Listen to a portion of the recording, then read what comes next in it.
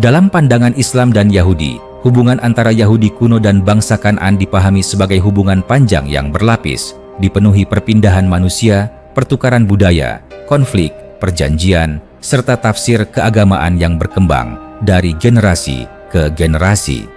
Kisah ini bermula dari wilayah yang pada masa sangat awal dihuni oleh berbagai kelompok Semitik yang hidup berdampingan di tanah yang subur di pesisir timur Laut Tengah. Bangsa Kan'an dikenal sebagai kelompok masyarakat yang menetap di kota-kota awal, mengembangkan pertanian, perdagangan, dan sistem kepercayaan yang terhubung erat dengan alam, kesuburan tanah, dan siklus kehidupan.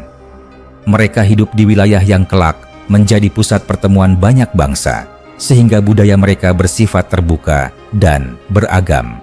Dalam versi Yahudi, kisah hubungan ini bermula dari perjalanan Ibrahim dari wilayah Mesopotamia menuju tanah Kan'an. Dalam tradisi Yahudi, perjalanan ini dipahami sebagai awal ikatan spiritual antara keturunan Ibrahim dan tanah tersebut. Kan'an digambarkan sebagai tanah yang telah dihuni oleh berbagai bangsa, dengan kota-kota yang memiliki tradisi dan hukum sendiri. Kehadiran Ibrahim dan keluarganya tidak digambarkan sebagai penaklukan langsung, melainkan sebagai kehidupan berdampingan, di mana mereka menggembalakan ternak, berinteraksi dengan penduduk setempat, dan membangun hubungan sosial. Namun, sejak awal sudah muncul keyakinan bahwa tanah ini memiliki makna khusus bagi keturunan Ibrahim, sebuah keyakinan yang kelak memengaruhi cara pandang terhadap bangsa Kan'an. Dalam tradisi Islam, kisah Ibrahim juga menjadi titik awal, tetapi penekanannya lebih pada ketundukan kepada Tuhan dan ujian keimanan, bukan pada klaim etnis atas tanah. Ibrahim digambarkan berpindah dari satu wilayah ke wilayah lain sebagai bagian dari perjalanan spiritual. Tanah Kan'an dipahami sebagai tempat persinggahan yang diberkahi, di mana Ibrahim dan keluarganya hidup di tengah masyarakat setempat. Dalam pandangan ini, bangsa Kan'an tidak semata digambarkan sebagai pihak yang harus disingkirkan, melainkan sebagai bagian dari umat manusia yang memiliki sejarah dan tanggung jawab moral sendiri. Hubungan antara Ibrahim dan penduduk Kan'an dipandang sebagai interaksi manusia biasa, dengan kerjasama, perbedaan keyakinan, dan dinamika sosial yang wajar. Seiring berjalannya waktu, dalam versi Yahudi, keturunan Ibrahim berkembang menjadi kelompok yang kemudian dikenal sebagai bangsa Israel. Kisah tentang Yakub dan anak-anaknya membawa narasi ini ke tahap baru, ketika keluarga tersebut akhirnya berpindah ke Mesir karena kelaparan.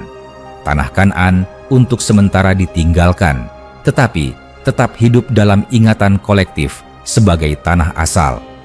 Bangsa Kan'an terus berkembang di wilayah tersebut, membangun kota-kota seperti Yeriho, Megiddo, dan Hazor dengan sistem politik lokal dan jaringan perdagangan yang luas. Ketika keturunan Yakub kemudian keluar dari Mesir, kisah kembalinya mereka ke Kan'an menjadi pusat narasi Yahudi.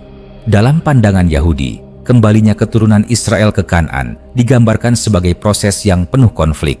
Bangsa Kan'an digambarkan sebagai kelompok yang telah menyimpang dari nilai moral yang diyakini oleh Israel, sehingga konflik dipahami sebagai benturan nilai dan keyakinan. Penaklukan kota-kota Kan'an menjadi bagian dari kisah pembentukan identitas Israel sebagai bangsa yang terikat oleh hukum ilahi. Namun, dalam teks-teks Yahudi juga terdapat gambaran tentang hidup berdampingan, pernikahan campuran, dan pengaruh budaya Kan'an dalam kehidupan sehari-hari Israel, seperti dalam bahasa, pertanian, dan struktur sosial. Dalam versi Islam, kisah Musa dan keluarnya kaum Israel dari Mesir juga diakui, tetapi penafsiran terhadap hubungan dengan bangsa Kan'an lebih bernuansa moral dan spiritual. Konflik yang terjadi dipahami sebagai ujian ketaatan dan keadilan, bukan semata perebutan wilayah. Bangsa Kan'an tidak digeneralisasi sebagai satu entitas jahat, melainkan sebagai masyarakat dengan berbagai perilaku, sebagian adil dan sebagian zalim. Islam menekankan bahwa tanah tidak dimiliki secara mutlak oleh satu bangsa, melainkan diberikan kepada siapa saja yang berlaku adil dan bertakwa. Oleh karena itu, hubungan antara kaum Israel dan bangsa Kan'an dilihat sebagai bagian dari dinamika sejarah manusia yang tunduk pada hukum moral Tuhan. Ketika bangsa Israel menetap di Kan'an dalam versi Yahudi, terjadi proses panjang asimilasi dan konflik. Banyak praktik budaya Kan'an yang memengaruhi kehidupan Israel, mulai dari teknik pertanian hingga struktur keluarga. Pada saat yang sama, para pemimpin Israel berusaha menegaskan identitas yang berbeda dengan menolak sebagian kepercayaan Kan'an.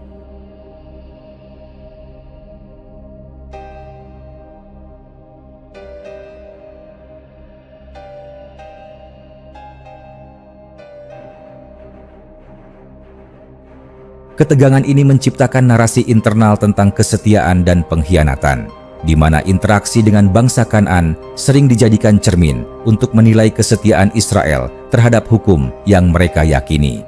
Bangsa Kan'an dalam kisah ini tidak sepenuhnya menghilang, melainkan melebur secara perlahan ke dalam masyarakat yang baru terbentuk.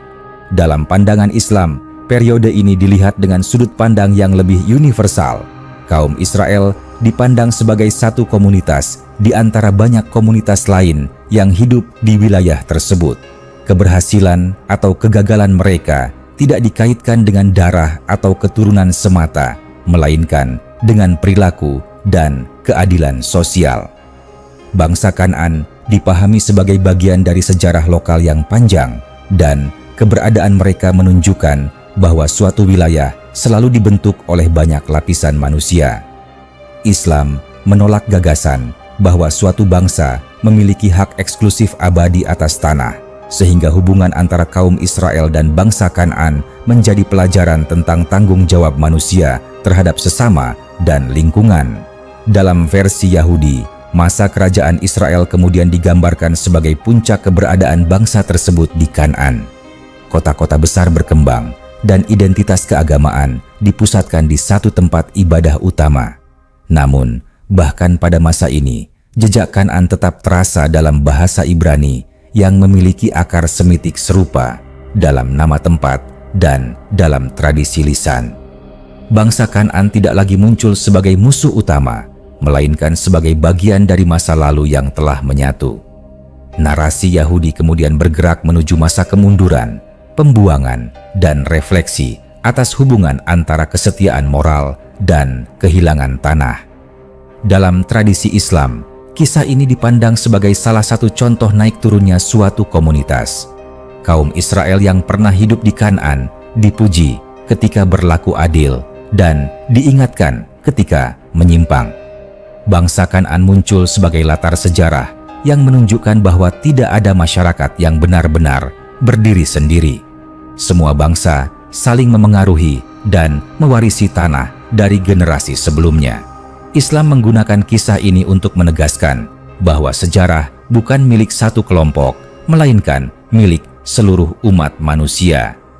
Dengan demikian, hubungan Yahudi kuno dan bangsa Kan'an dalam versi Yahudi dan Islam sama-sama mengakui adanya keterkaitan yang mendalam, tetapi menafsirkannya dengan penekanan yang berbeda. Versi Yahudi lebih menonjolkan ikatan genealogis dan perjanjian spiritual yang menghubungkan keturunan Ibrahim dengan tanah Kan'an. Sementara versi Islam menekankan nilai moral, keadilan, dan ketundukan kepada Tuhan sebagai dasar hubungan manusia dengan tanah dan sesamanya. Keduanya sepakat bahwa interaksi antara kaum Israel dan bangsa Kan'an membentuk sejarah penting yang memengaruhi perkembangan agama, budaya, dan identitas di kawasan tersebut, serta meninggalkan warisan narasi yang terus ditafsirkan hingga kini. Melanjutkan kisah panjang ini, hubungan antara Yahudi kuno dan bangsa Kan'an tidak berhenti pada masa kerajaan atau periode awal penaklukan, melainkan terus berlanjut dalam ingatan kolektif, tafsir keagamaan, dan perkembangan sosial yang panjang. Setelah masa kejayaan kerajaan Israel berlalu, wilayah Kan'an kembali menjadi ruang pertemuan berbagai bangsa. Dalam versi Yahudi, kehancuran kerajaan dan pembuangan ke wilayah lain dipahami sebagai titik balik besar. Tanah Kan'an yang sebelumnya dianggap sebagai pusat kehidupan kini menjadi simbol kerinduan, penyesalan, dan harapan akan pemulihan di masa depan. Bangsa Kan'an yang sebelumnya hadir sebagai lawan atau latar konflik perlahan berubah menjadi bagian dari masa lalu yang membentuk identitas Yahudi melalui kenangan tentang apa yang pernah dimiliki dan hilang. Dalam tradisi Yahudi, kisah bangsa Kan'an kemudian hidup, terutama dalam bentuk narasi moral. Mereka sering digambarkan sebagai contoh masyarakat yang tidak mampu menjaga keseimbangan antara kekuasaan, kepercayaan, dan keadilan. Gambaran ini tidak hanya dimaksudkan sebagai penilaian terhadap bangsa Kan'an itu sendiri, tetapi juga sebagai peringatan bagi bangsa Israel agar tidak mengulangi kesalahan yang sama. Dengan demikian, hubungan Yahudi dengan Kan'an beralih dari hubungan fisik dan politis menjadi hubungan simbolik dan reflektif. Kan'an menjadi cermin, bukan lagi medan konflik nyata, tetapi ruang memori yang mengajarkan tentang akibat dari penyimpangan moral dan spiritual. Dalam pandangan Islam, periode ini juga memiliki makna yang mendalam. Kisah kaum Israel yang pernah menetap di tanah yang diberkahi, kemudian kehilangan kedudukan karena ketidakadilan dan pembangkangan, dijadikan pelajaran universal. Bangsa Kan'an dalam konteks ini tidak lagi muncul sebagai musuh atau pihak yang harus dikalahkan, melainkan sebagai bagian dari siklus sejarah yang menunjukkan bagaimana suatu kaum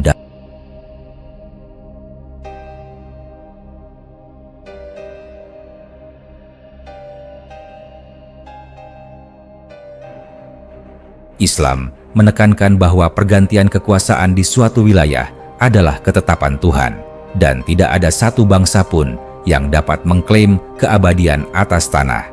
Dengan demikian, Kan'an menjadi simbol kefanaan kekuasaan manusia dan pentingnya tanggung jawab moral. Seiring berlalunya waktu, wilayah Kan'an terus dihuni oleh berbagai masyarakat baru.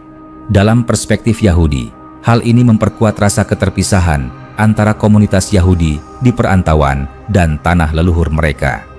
Bangsa Kan'an kuno tidak lagi hadir secara langsung, tetapi jejak mereka masih terasa dalam nama-nama tempat, struktur kota, dan lapisan budaya yang diwarisi oleh generasi berikutnya. Narasi Yahudi melihat hal ini sebagai bukti bahwa tanah tersebut memiliki sejarah panjang yang kompleks, namun tetap diyakini memiliki ikatan khusus dengan kisah nenek moyang mereka.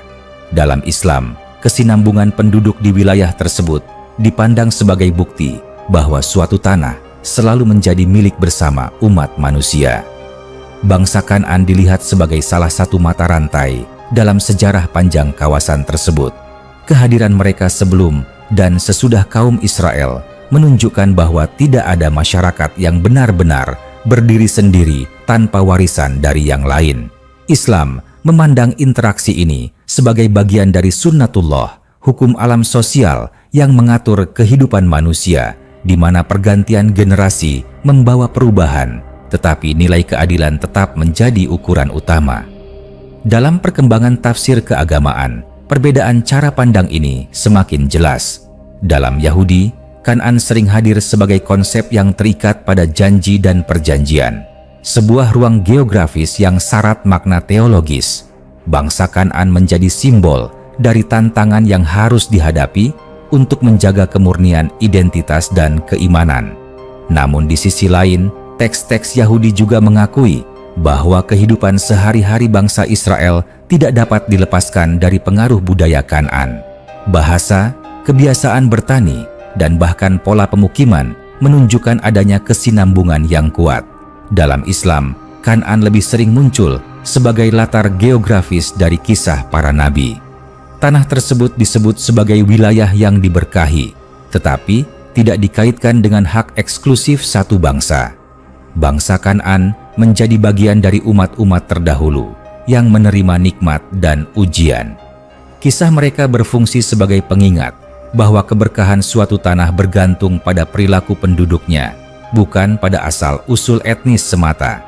Dengan demikian, hubungan antara kaum Israel dan bangsa Kan'an dipahami sebagai interaksi manusia yang dinilai berdasarkan keadilan dan ketakwaan.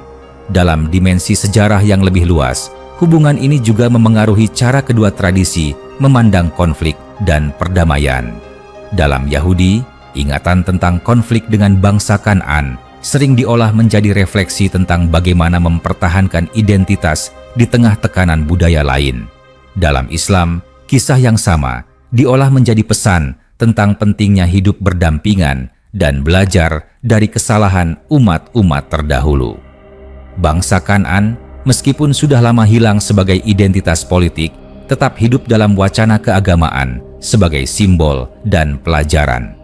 Pada akhirnya, baik versi Islam maupun Yahudi sepakat bahwa hubungan antara Yahudi kuno dan bangsa Kan'an adalah hubungan yang membentuk sejarah kawasan tersebut secara mendalam. Perbedaannya terletak pada penekanan makna. Yahudi menempatkan hubungan ini dalam kerangka perjanjian dan identitas kolektif, sementara Islam menempatkannya dalam kerangka moral universal dan tanggung jawab manusia. Keduanya melihat bahwa tanah Kan'an tidak dapat dipahami tanpa memahami manusia-manusia yang hidup di atasnya, termasuk konflik, kerjasama, dan pertukaran budaya yang terjadi selama berabad-abad. Kisah ini, ketika dibaca sebagai narasi beruntut, menunjukkan bahwa sejarah bukanlah cerita hitam putih. Bangsa Kan'an bukan sekadar latar atau musuh, dan Yahudi kuno bukan sekadar penakluk atau korban. Keduanya adalah bagian dari jalinan sejarah manusia yang saling terkait. Islam dan Yahudi, dengan cara masing-masing, mengajak pembacanya untuk melihat masa lalu sebagai sumber hikmah, bukan sebagai alat pembenaran. Dari hubungan inilah lahir pelajaran tentang keadilan, kerendahan hati, dan kesadaran bahwa setiap generasi hanya meminjam bumi untuk sementara waktu sebelum mewariskannya kepada generasi berikutnya. Melanjutkan alur narasi ini lebih jauh, hubungan antara Yahudi kuno dan bangsa Kan'an juga hidup dalam cara kedua tradisi memaknai waktu, ingatan, dan masa depan. Dalam pandangan Yahudi, ingatan tentang Kan'an tidak pernah benar-benar terputus.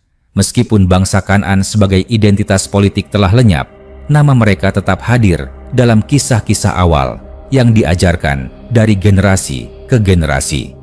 Ingatan ini membentuk kesadaran historis bahwa identitas Yahudi lahir dari perjumpaan dengan bangsa lain, bukan dalam ruang kosong.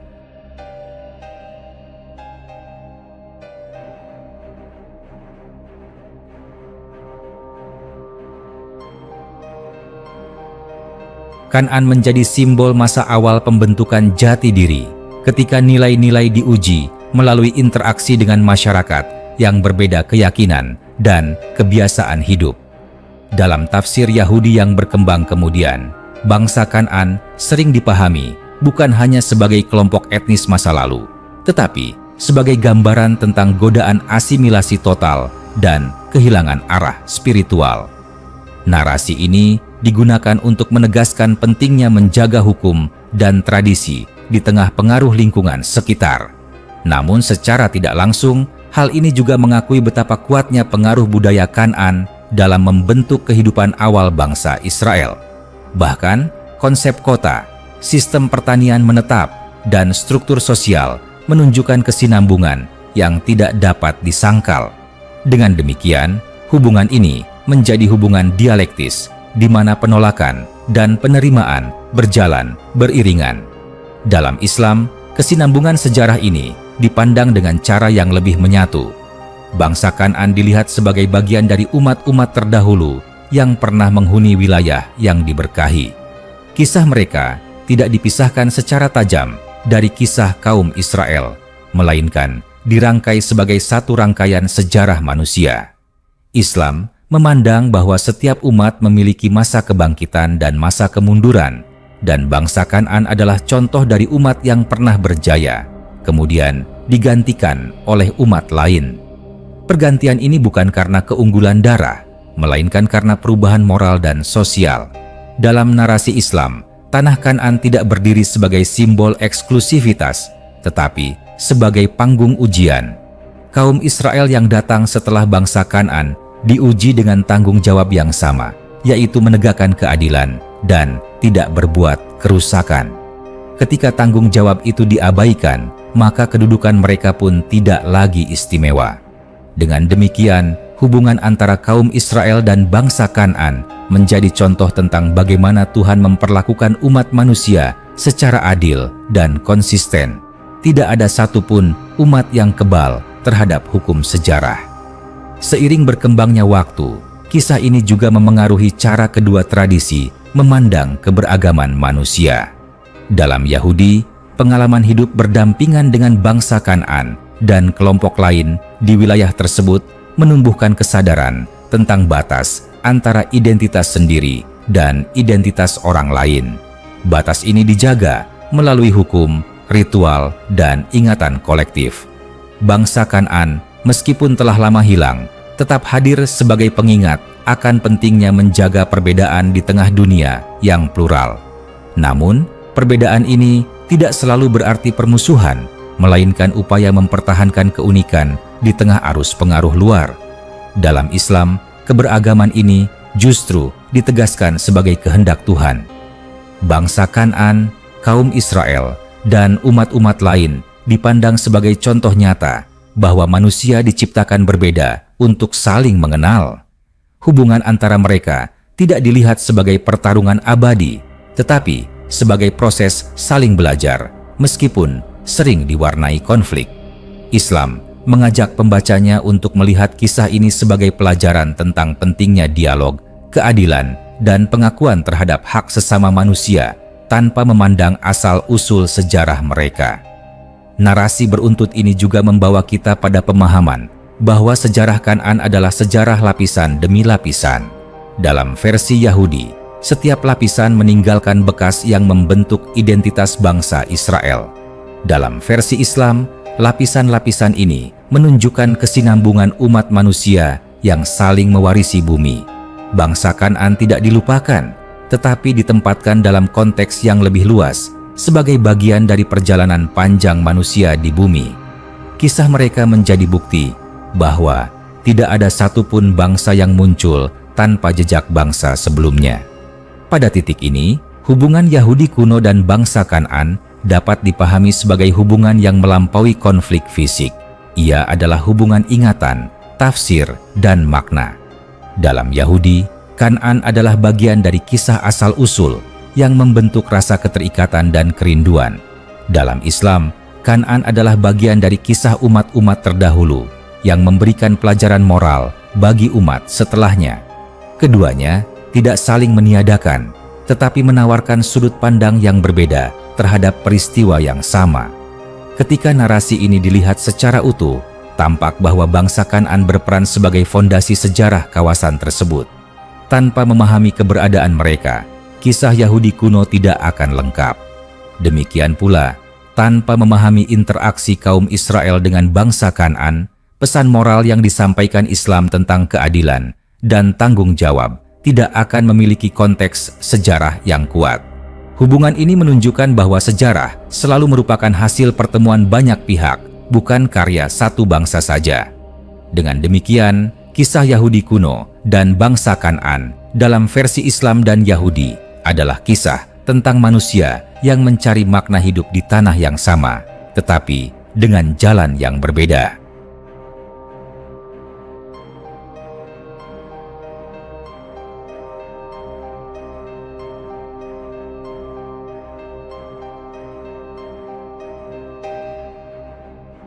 Tanah Kan'an menjadi saksi pergantian generasi, perubahan nilai, dan pertarungan antara kesetiaan dan penyimpangan. Dari kisah inilah lahir pelajaran bahwa kekuasaan, identitas, dan tanah selalu bersifat sementara, sementara nilai keadilan dan ketakwaan adalah ukuran yang kekal. Narasi ini dapat terus dilanjutkan karena setiap generasi menafsirkan ulang hubungan tersebut sesuai dengan pengalaman dan tantangan zamannya. Melanjutkan narasi panjang ini, semakin jelas bahwa hubungan antara Yahudi kuno dan bangsa Kan'an tidak hanya berhenti pada masa kuno, tetapi terus bergaung dalam cara kedua tradisi memahami sejarah, keadilan, dan makna keberadaan manusia. Dalam ingatan Yahudi, tanah Kan'an menjadi pusat emosi kolektif yang mendalam. Ia bukan sekadar wilayah geografis, melainkan ruang simbolik tempat janji, kegagalan, dan harapan saling bertemu. Bangsa Kan'an, meskipun telah lama hilang sebagai entitas hidup, tetap hadir sebagai bagian dari kisah awal yang membentuk rasa identitas dan tanggung jawab moral bangsa Israel terhadap hukum yang mereka yakini.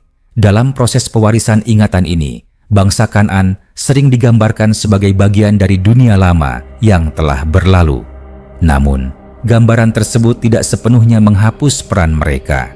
Justru, melalui kontras dengan bangsa Kan'an, nilai-nilai yang dianggap penting dalam tradisi Yahudi ditegaskan. Kan'an menjadi simbol tentang apa yang harus dihindari, tetapi sekaligus pengingat bahwa bangsa Israel sendiri pernah hidup sangat dekat dengan budaya tersebut. Kedekatan ini menunjukkan bahwa batas antara yang dianggap berbeda seringkali lebih tipis daripada yang diakui secara naratif. Hubungan ini mengajarkan bahwa identitas tidak terbentuk dalam isolasi, melainkan melalui interaksi yang rumit dan sering bertentangan. Dalam pandangan Islam, gema sejarah ini dipahami dengan pendekatan yang lebih menyeluruh.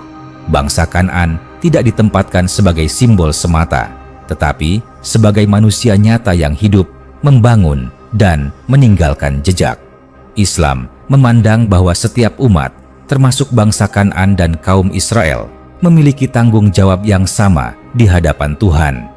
Ketika suatu umat berlaku adil, mereka dimuliakan. Ketika mereka melampaui batas, mereka digantikan. Dengan cara pandang ini, hubungan antara Yahudi kuno dan bangsa Kan'an tidak dilihat sebagai cerita tentang pemenang dan pecundang, melainkan sebagai rangkaian ujian moral yang terus berulang dalam sejarah manusia. Seiring berkembangnya waktu, tafsir terhadap hubungan ini juga memengaruhi cara melihat konsep tanah dan kepemilikan. Dalam tradisi Yahudi, tanah Kan'an sering dipahami sebagai amanah yang terikat dengan ketaatan. Ia bukan hadiah tanpa syarat, melainkan tanggung jawab yang harus dijaga melalui keadilan sosial dan kesetiaan spiritual. Bangsa Kan'an dalam konteks ini menjadi pengingat tentang apa yang terjadi ketika amanah tersebut diabaikan. Narasi ini menekankan bahwa kehilangan tanah bukan hanya akibat kekuatan luar, tetapi juga refleksi dari kondisi moral internal. Islam memperluas konsep ini dengan menegaskan bahwa seluruh bumi adalah milik Tuhan. Manusia, baik dari bangsa Kan'an, kaum Israel, maupun umat lain, hanyalah pengelola sementara. Dengan demikian, kisah pergantian penguasa di tanah Kan'an dipahami sebagai bagian dari hukum alam sosial yang berlaku bagi semua. Tidak ada satupun umat yang dapat mengklaim hak mutlak atas suatu wilayah tanpa mempertanggungjawabkan perilakunya. Hubungan antara Yahudi kuno dan bangsa Kan'an menjadi contoh konkret dari prinsip ini, di mana sejarah menunjukkan naik turunnya umat sesuai dengan perbuatan mereka. Dalam narasi Yahudi, refleksi atas masa lalu ini sering diwujudkan dalam bentuk doa, hukum, dan pengajaran. Bangsa Kan'an, meskipun jarang dibahas secara detail dalam konteks kehidupan kontemporer, tetap hadir sebagai bagian dari kisah pembentukan. Mereka menjadi latar yang memungkinkan bangsa Israel memahami dirinya sendiri. Tanpa Kan'an, kisah perjalanan, konflik, dan pembelajaran moral tidak akan memiliki konteks yang utuh. Dengan demikian, hubungan ini bersifat struktural, tertanam dalam cara tradisi Yahudi memahami asal-usul dan tujuan hidup kolektifnya. Dalam Islam, kisah yang sama digunakan untuk memperluas cakrawala pemahaman umat. Bangsa Kan'an menjadi salah satu contoh umat terdahulu yang pernah mendiami tanah yang diberkahi. Keberadaan mereka menunjukkan bahwa keberkahan bukan jaminan keabadian, melainkan ujian. Islam mengajak pembacanya untuk tidak terjebak dalam romantisasi masa lalu, tetapi mengambil pelajaran praktis tentang keadilan, kesederhanaan, dan tanggung jawab sosial. Hubungan antara kaum Israel dan bangsa Kan'an menjadi pelajaran lintas zaman yang relevan bagi siapapun. Jika ditelusuri lebih dalam, narasi ini juga mengajarkan tentang hubungan manusia dengan memori.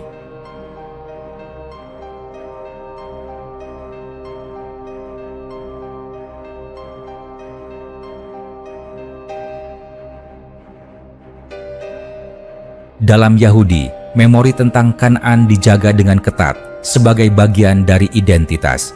Ia diingat agar kesalahan tidak terulang dan agar harapan tetap hidup. Dalam Islam, memori tentang umat-umat terdahulu, termasuk bangsa Kan'an, dijaga sebagai peringatan universal.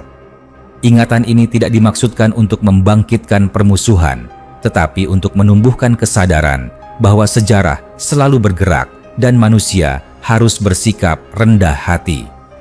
Pada tahap ini, hubungan Yahudi kuno dan bangsa Kan'an dapat dipahami sebagai hubungan yang membentuk cara dua tradisi besar melihat dunia. Yahudi melihatnya sebagai kisah asal-usul yang syarat makna identitas dan tanggung jawab kolektif. Islam melihatnya sebagai bagian dari kisah umat manusia yang lebih luas, di mana keadilan dan ketakwaan menjadi ukuran utama. Perbedaan ini tidak saling meniadakan, melainkan saling melengkapi dalam memberikan gambaran yang lebih kaya tentang masa lalu. Narasi beruntut ini menunjukkan bahwa bangsa Kan'an bukan sekadar latar belakang yang pasif. Mereka adalah aktor sejarah yang keberadaannya memengaruhi cara Yahudi kuno memahami diri mereka dan cara Islam menyampaikan pesan moralnya. Hubungan ini membuktikan bahwa sejarah tidak pernah sederhana. Ia selalu terdiri dari lapisan-lapisan pengalaman manusia yang saling bersinggungan. Dari sinilah lahir pemahaman bahwa masa lalu bukan untuk diperebutkan, melainkan untuk dipelajari. Dengan terus melanjutkan kisah ini, kita melihat bahwa hubungan antara Yahudi kuno dan bangsa Kan'an adalah cermin bagi umat manusia tentang bagaimana memperlakukan tanah, kekuasaan, dan sesama. Tanah Kan'an menjadi saksi bisu dari peradaban yang datang dan pergi, dari manusia yang membangun dan meruntuhkan. Dalam Islam dan Yahudi, kisah ini tetap hidup sebagai sumber pelajaran, bukan sebagai alat pembenaran. Ia mengajak setiap generasi untuk bertanya, bukan siapa yang paling berhak, tetapi siapa yang paling bertanggung jawab. Melanjutkan narasi ini lebih jauh, kita mulai memasuki wilayah makna yang lebih halus, di mana hubungan Yahudi kuno dan bangsa Kan'an tidak lagi sekadar dibaca sebagai kisah sejarah lahiriah, tetapi sebagai kisah batin umat manusia dalam menghadapi kekuasaan, perbedaan, dan waktu. Dalam tradisi Yahudi, pengalaman berhadapan dengan bangsa Kan'an membentuk kesadaran bahwa kehidupan di suatu tanah selalu disertai ujian. Tanah Kan'an dipahami bukan hanya sebagai tempat tinggal, tetapi sebagai ruang ujian etis di mana setiap tindakan manusia memiliki konsekuensi. Bangsa Kan'an yang pernah menghuni dan membangun peradaban di sana menjadi bukti bahwa keberadaan lama di suatu wilayah tidak menjamin kelanggengan jika nilai-nilai keadilan ditinggalkan. Dalam refleksi Yahudi yang lebih mendalam, bangsa Kan'an juga berfungsi sebagai simbol keterikatan manusia pada dunia materi. Kota-kota mereka digambarkan makmur, teratur, dan kuat, namun pada akhirnya runtuh. Gambaran ini dipakai untuk mengingatkan bahwa kekuatan ekonomi dan politik tanpa keseimbangan moral hanya akan melahirkan kehancuran. Hubungan Yahudi dengan Kan'an dengan demikian tidak semata relasi antara dua bangsa, tetapi relasi antara ideal spiritual dan realitas duniawi. Dari ketegangan inilah lahir banyak ajaran tentang kerendahan hati, hukum, dan batas kekuasaan manusia. Dalam Islam, makna ini dipahami secara lebih universal. Bangsa Kan'an menjadi contoh bahwa kemajuan peradaban tidak identik dengan kedekatan kepada Tuhan. Islam menempatkan kisah mereka sejajar dengan umat-umat terdahulu lainnya yang pernah mencapai kejayaan, tetapi kemudian runtuh karena kezaliman dan kesombongan. Dalam kerangka ini, kaum Israel tidak diposisikan sebagai pengecualian, melainkan sebagai umat yang juga diuji dengan cara yang sama. Hubungan antara kaum Israel dan bangsa Kan'an menjadi pelajaran tentang bagaimana manusia sering mengulang pola yang sama, meskipun pelajaran sejarah sudah tersedia. Seiring perjalanan waktu, narasi ini juga memengaruhi cara kedua tradisi memandang penderitaan. Dalam Yahudi, kehilangan tanah dan berakhirnya dominasi di Kan'an dipahami sebagai luka historis yang mendalam. Namun luka ini tidak hanya melahirkan kesedihan, melainkan juga refleksi. Bangsa Kan'an yang pernah menjadi penghuni awal diingat sebagai bagian dari siklus penderitaan dan kebangkitan. Dengan cara ini, pengalaman Yahudi tidak dilihat sebagai unik dalam penderitaan, tetapi sebagai bagian dari pengalaman manusia yang lebih luas, di mana setiap bangsa mengalami masa naik dan turun. Islam menguatkan pandangan ini dengan menegaskan bahwa penderitaan bukan tanda kebencian Tuhan, melainkan ujian. Bangsa Kan'an, kaum Israel, dan umat-umat lain semuanya pernah merasakan kehilangan. Islam mengajak pembacanya untuk melihat penderitaan sebagai sarana pembelajaran, bukan sebagai alasan untuk mengklaim kebenaran.